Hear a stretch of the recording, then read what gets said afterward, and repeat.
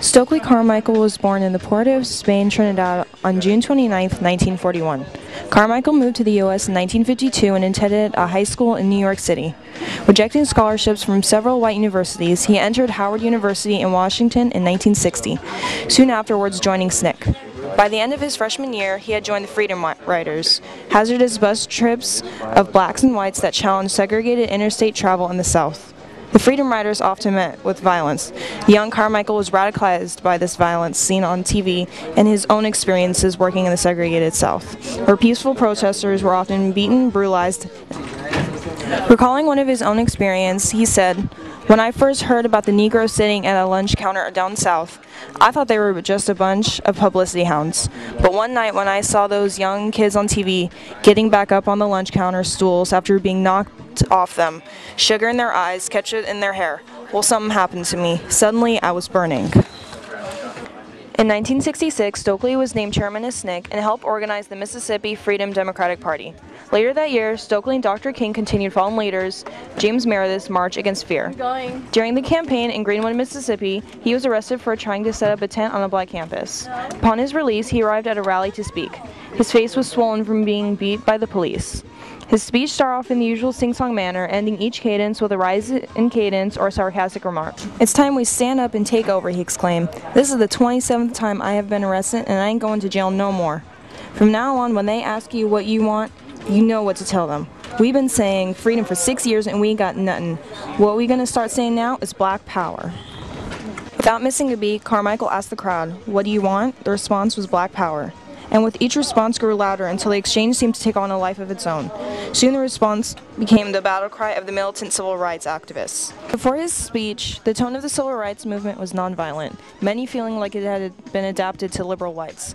Carmichael, through his slogan, was able to speak to the growing militancy of young black people in the urban ghetto. This group was angry. Their beloved leader was being slapped around by the police, their government wasn't taking action, and little black girls were being bombed to death in a church. Previous organizations and slogans could do nothing to mollify their anger. Carmichael finally gave them a slogan that spoke to them. Later, Carmichael commented that the slogan was a call for black people to unite, to recognize their heritage, and to build a sense of community. It is a call for black people to find their own goals, to lead their own organizations.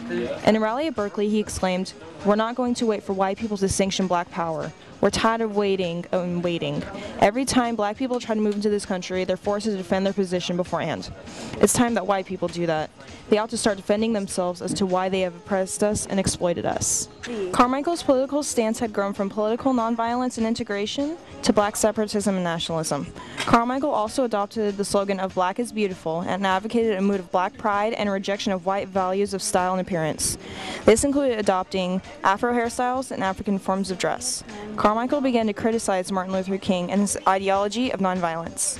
He saw nonviolence as a tactic as opposed to a principle, which separated him from moderate civil rights leaders. Carmichael became critical of these leaders who simply called for the integration of African Americans into existing institutions. Carmichael believed that in order to genuinely integrate, blacks first had to unite in solidarity and become self-reliant. Co-authoring a book called Black Power, he denounced integration, calling it despicable and unrealistic. He wrote, "It reinforces among both black and white the idea that white is automatically superior and black is by definition inferior." In 1967, Carmichael stepped down as chairman of SNCC. Stokely reasoned that he witnessed African American demonstrators beaten and shocked by cattle prods by the police. Witnessing this traumatic event and the helplessness of protesters so fully committed to the nonviolent approach brought about a new perspective. This perspective condoned the use of violent techniques against the brutality of racist police force, and was a perspective that sought to reciprocate the fear instilled in African Americans by police force. Adopting this ideology of guerrilla warfare, this helped ignite the creation of a militant social group, the Black Panthers, where he became more clearly identified as honorary prime minister. During this period, he became more of a speaker than an organizer, traveling throughout the country and internationally, advocating for his vision of black power. By 1969, Stokely distanced himself from the group, disagreeing about whether to allow white activists to help with the cause. He and his wife moved to Guinea-Conakry, where he named himself Kwame Ture to honor African leaders who had become his patrons. During his time in Guinea, he continued to travel, write, and speak out in support of international leftist movements. In 1971, he collected his work in a second book called Stokely Speaks, Black Power Back to Pan-Africanism. The book speaks an explicitly socialist Pan-African vision, which he kept for the rest of his life. From the late 1970s until the day he died in 1998 of prostate cancer, he answered his phone by announcing, "Ready for the revolution."